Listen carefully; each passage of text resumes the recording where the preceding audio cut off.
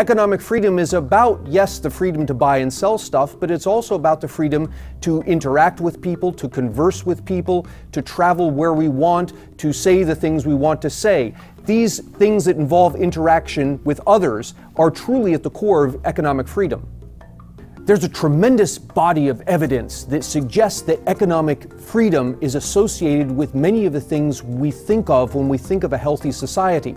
We can look at the Economic Freedom of North America Index. States with more economic freedom have higher growth rates of the economy, they have lower unemployment rates, they have less debt per GDP than states that are less free.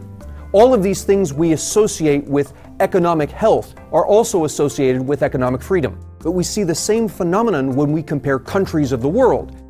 The most economically free countries have GDPs per capita that are about 10 times the size of less economically free countries. One might argue that what we're seeing is the big country effect. That is, big countries will tend to be economically free, and they'll also tend to have high GDP per capita. But if we restrict our vision to just the poorest 20% of countries, the poor countries that have the most economic freedom have GDP per capitas that are 50% greater than the poor countries that have less economic freedom. One counter-argument is that GDP per capita only measures average income. It's possible that you could have a country with a small number of elite, rich people and a large number of destitute people. But if we examine inequality measures, what we find is that the countries that are more economically free also have more equitable income distributions. That is, economic freedom is not only associated with higher income levels on average, but it's also associated with a more equitable income distribution. Skeptics might argue that economic freedom achieves greater income because of exploitation of people and exploitation of the environment. Let's look at the data and see if this is the case. On average, women in economically free countries have more gender equality than women in economically less free countries. Also, child labor rates tend to be lower in economically free countries and higher in economically unfree countries.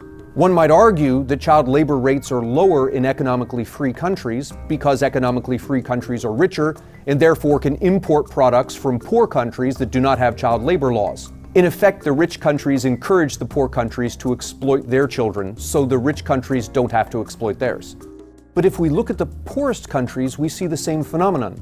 Even amongst the poorest countries, those with more economic freedom have lower child labor rates than those with less economic freedom.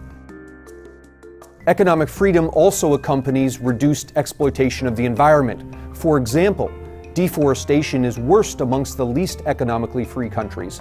Meanwhile, the most economically free countries actually experience reforestation.